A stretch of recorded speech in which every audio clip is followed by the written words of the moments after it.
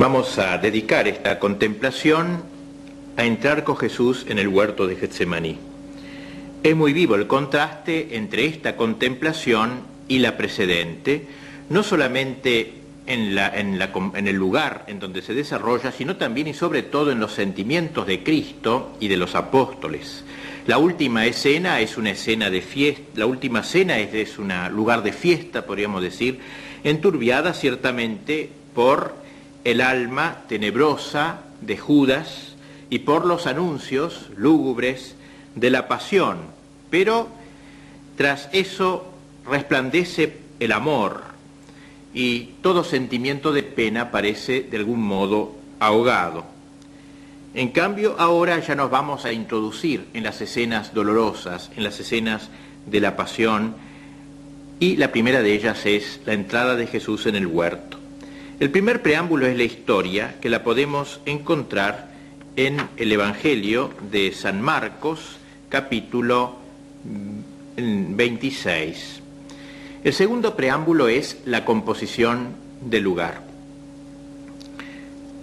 Dice San Ignacio que será aquí considerar el camino desde el monte Sión al valle de Josafat, y asimismo el huerto, si ancho, si largo, si de una manera o de otra.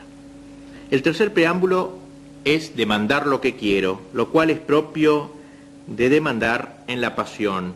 Dolor con Cristo doloroso, quebranto con Cristo quebrantado, lágrimas, pena interna de tanta pena que Cristo pasó por mí.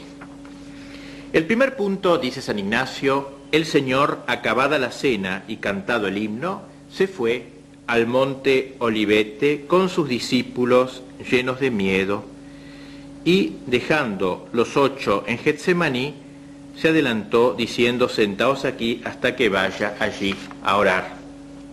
Jesús se dirige pues con los apóstoles a Getsemaní.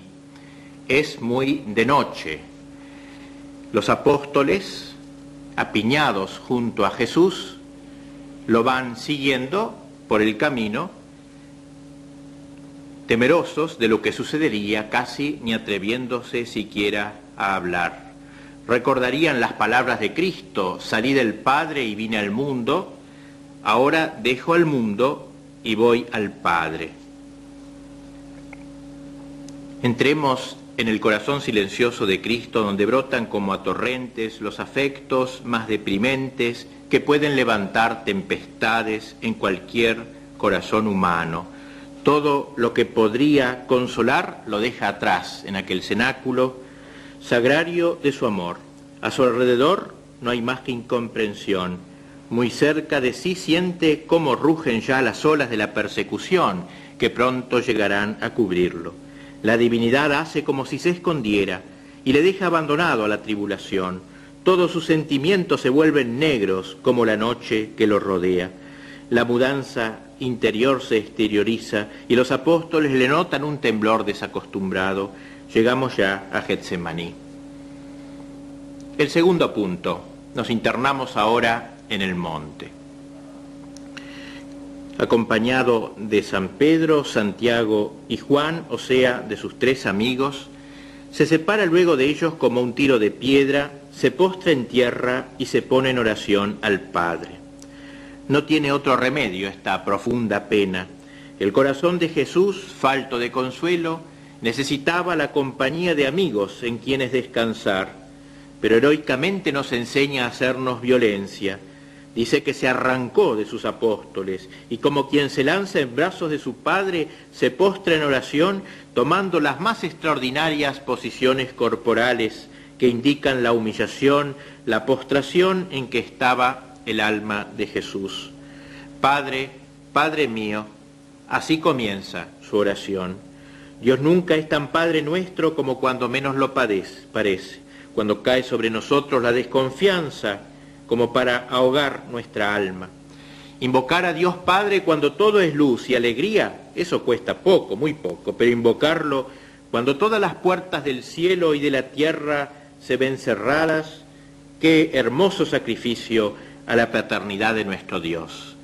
Padre mío, si es posible, que pase de mí este cáliz, mas no se haga lo que yo quiero, sino lo que quieres tú. Padre, si es posible. Su voz es la voz del hombre desesperado de amor. Y el Padre nada responde. Recordamos aquí aquella frase de Cristo: si el grano de trigo no muere en el surco, no dará fruto. Jesús le pide que no tenga que beber el cáliz de su pasión, la cual, solo imaginada, le espanta y aterra. No se avergüenza de confesar su debilidad y de pedir que el Padre le quite un peso que la naturaleza humana apenas si puede soportar. Mas detrás de la queja de la naturaleza viene el acto heroico de la voluntad. No se haga lo que yo quiero, sino lo que quieres tú. Estas dos condiciones han de tener las oraciones de los grandes atribulados. Después de un largo rato, Jesús se levanta y se acerca a sus queridos amigos como para recibir un consuelo en su compañía, y los encuentra dormidos. Vuelve de nuevo a otra hora de oración. Las cosas repetidas parecen que entrasen más profundamente en el alma. Por lo mismo repite Jesús su plegaria. Lleno de compasión por los apóstoles, los deja, se vuelve al interior del huerto, vuelve a postrarse en tierra y a repetir la misma oración, bajo la opresión de la misma tristeza a la que los evangelistas, por no saber ya cómo declararla, la llaman con diversos nombres: tristeza, temor, pavor, tedio. Y porque todo aquí se repite, también al cabo de un tiempo hace otra visita a sus discípulos y otra vez los encuentra nuevamente durmiendo. Es decir, Cristo está sin consuelo humano alguno, sus apóstoles duermen, y ve a todos los dormidos de la historia, que habrían estado a un paso de la salvación. Sus apóstoles, aquellos a quienes había hecho obispos la noche anterior, hoy no lo acompañan en la pasión. El único activo es el traidor, Judas, quien está recabando las instrucciones últimas con los soldados. Jesús vuelve por tercera vez y se sumerge en oración con las mismas palabras. Y venido en agonía, dice San Lucas, oraba más intensamente y su sudor se hizo como grumos de sangre que caía hasta el suelo. Más oración, oración repetida, oración más intensa, oración agonizante. Jamás en el mundo se hizo una oración tan impresionante como esta, que mereció la redención de todo el mundo. En la agonía, la muerte suele vencer a la vida, pero aquí la agonía es vencida por el amor. Tratemos finalmente de penetrar más en el corazón de Cristo, para conocer allí, cuanto sea posible, las causas de su sufrimiento terrible. Digamos primeramente las causas físicas. Era natural que, puesto aquel esfuerzo amoroso del cenáculo, viniese una postración física tan intensa como había sido aquella llama. Y era natural que la crisis de la postración viniese cuando todo lo externo ayudaba a ello, es decir, en la soledad, oscuridad, silencio, abandono de las pocas personas con quienes había contado. Así nos sucede a todos, y cuanto una persona es más delicada de sentimientos, más rápida y profunda es la postración. Pero señalemos ahora las causas morales del sufrimiento del corazón de Jesús. La primera fue el sentirse pecador, o como dice más expresivamente San Pablo, sentirse pecado, él que no había cometido ningún pecado. El tedio, el asco, la náusea que siente, el sentirse alejado del Padre, se debe al pavor que dan todos los pecados del mundo que cargan sobre sus espaldas. Es realmente el Cordero de Dios que carga todos los pecados del mundo, aquel en el cual, como dice Isaías, Dios puso las iniquidades de todos nosotros, todo el pecado, desde el original, los pecados que provocaron Sodoma, el diluvio, todos los desórdenes, impurezas, robos, asesinatos, perjurios, toda la villanía de los siglos está ahí, ante Él, sobre Él, como otros tantos testigos que lo acusan, que lo oprimen, que lo anonadan, que piden su muerte. También están ahí nuestros pecados personales. Es como el pecado encarnado. Él que no conoció el pecado, Dios lo hace pecado. Es acá solidario con la humanidad. Dice Santa Catalina de Siena que lo más grave que le puede pasar a un pecador es ver a Dios. Cristo padeció en cierto modo la pena de daño, hecho por nosotros maldito. Por eso estaba triste hasta la muerte, de bruces, aplastado por nuestros pecados, hecho impotente.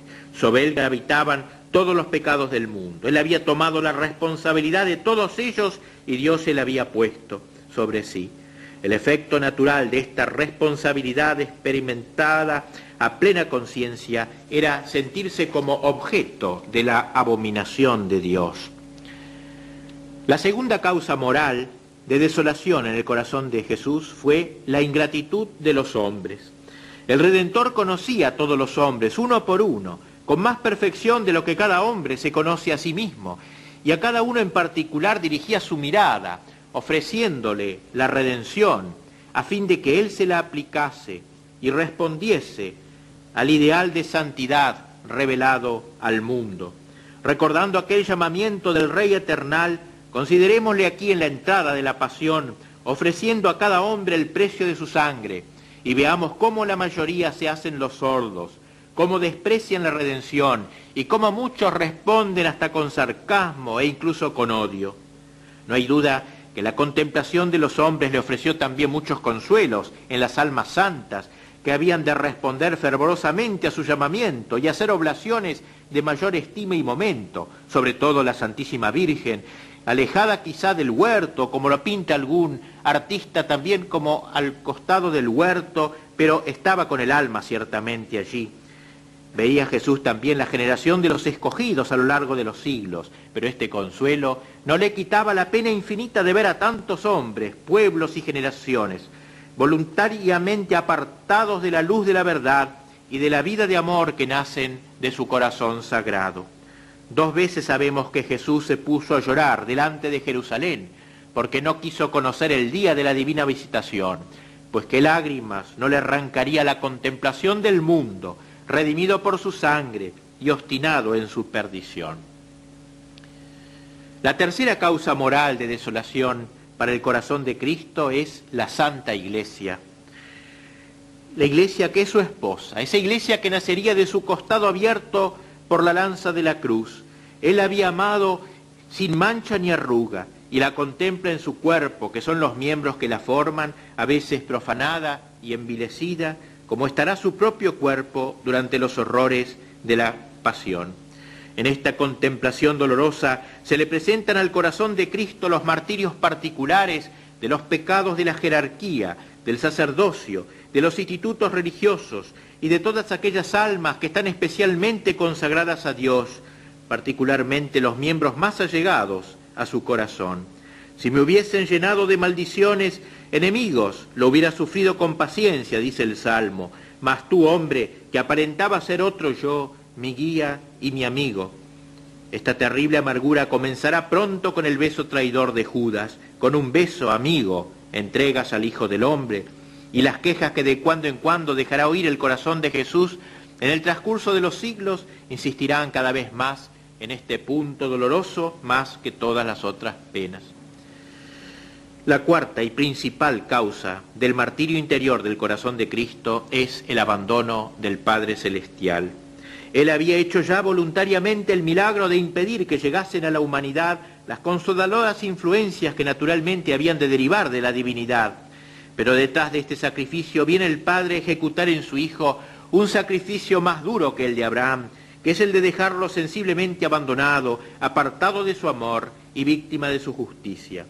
En coloquio con Santa Margarita de Alacoque, el Sagrado Corazón le dijo: en el huerto fue donde sufrí interiormente más que en todo el resto de mi pasión, viéndome en total abandono del cielo y de la tierra, cargado de todos los pecados de los hombres.